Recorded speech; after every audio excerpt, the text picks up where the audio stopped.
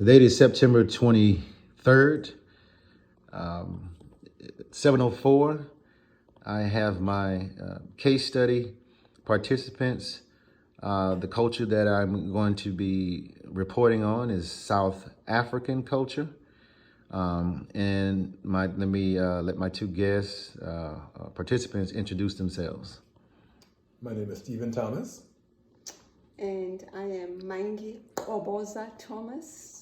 I gather you can gather from the accent that I'm the one from South Africa. All right.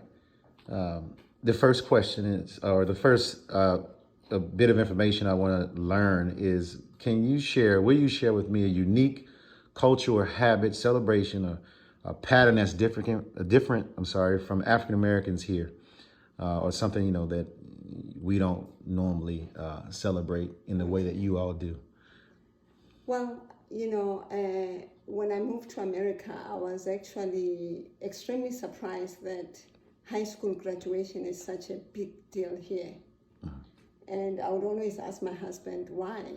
Nobody cares in South Africa. You're expected to graduate high school, and university graduation is celebrated in a huge way. So high school graduation was a bit of oh my goodness, what are they doing? So more emphasis is put on college graduation because high school is because high school you're expected to graduate high school. Okay, awesome. Yeah. Awesome. Okay. All right. So. And another thing is there's a lot of pressure on us to graduate high school because our test scores are Let's discuss the fact that there's actually examination. You have to take the matric exam. Everyone takes exams throughout the country on the same day. On the same day. If you don't pass that exam, then it's published in the paper. It's published in the paper. Oh, wow. Yeah. All the results are published in the paper. So if your name is not in the newspaper on the 3rd of January, it means you haven't done well. So there's a lot of pressure for matriculants to do well. Oh, wow. From the community. Yeah. Family and community. Okay. Part of the culture. Yeah. All right. Number two, second question I want to ask you is your view of education, especially for your child, and how do you translate your views or into action for your child? Your view of education here. You want to take it first? I can go. No, you go first. I think that in general, when we look at, we expected our daughter to do well. We expect our children to do well. We prepared before we even had children to go on the way to college. We had prepared financially, prepared through prayer and through preparation for our daughter to go to college and to go to university. So I think that was expected, and we just knew from that point that was going to be where she would go. But even more than that, we expected our child would actually go on to post-college university setting. So we set it up as far as early in life, working on in the first year or two, knowing her whole alphabet, knowing how to count up to over 10, all those things as a little small toddler. And when she went into Montessori school at a very young age, she was even more advanced than other children. She'd already learned those things. Even reading to our daughter every night, we knew that was very important. So reading multiple books to her and having a love of reading, having her see us read, actually allowed her to become a reader.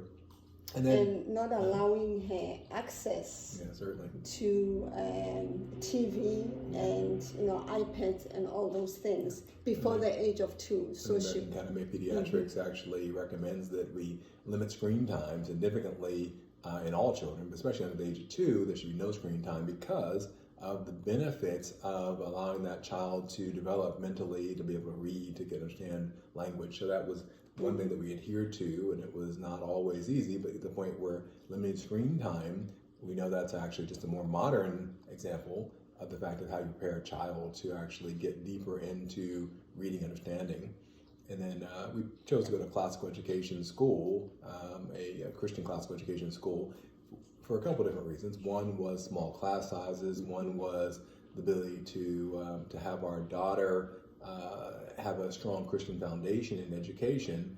And then also we added in on top of that outside learning opportunities for her. So she began taking Chinese at a young age, began taking music lessons at a young age, and also completed a great deal of the Kumon course. Kumon is an outside enrichment opportunity.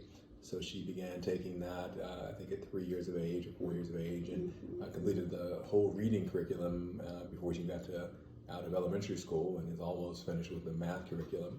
So those are all the things that we knew that we wanted our daughter to go on to post-baccalaureate studies, and we began putting that in place at a very young age. All the pieces in place for that. All right. And we've seen really the fruit of not exposing her to technology at a young age, because her ability to memorize and retain information is just exceptional, you know. So yeah. Awesome. And especially we realized that memorization of scripture was going to be important, because when she took on to that, it actually has begun to show fruit in that area too. So memorizing in school and in spiritual situations. Awesome. All right.